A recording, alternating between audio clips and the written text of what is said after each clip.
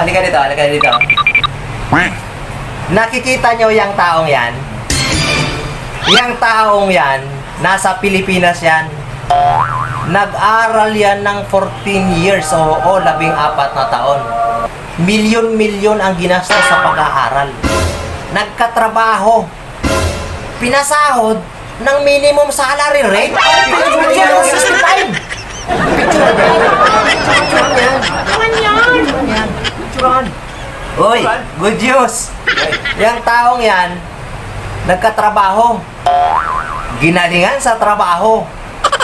Nagpabibo sa trabaho. Na-promote. Dinagdagan yung sahod ng kakarampot. Tinambakan naman yung trabaho. Ay, picturean yan. Picturean yan. Okay.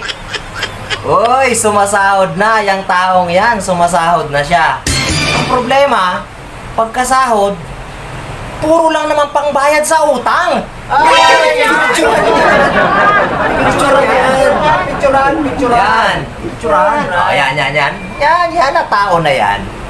Ang baba-baba na nga ng sahod, puro pa bisyo, ang inaatupag. Picturean.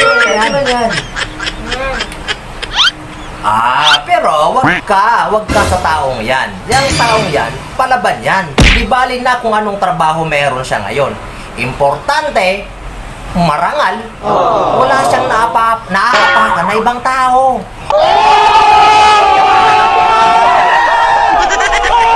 Picturean yan.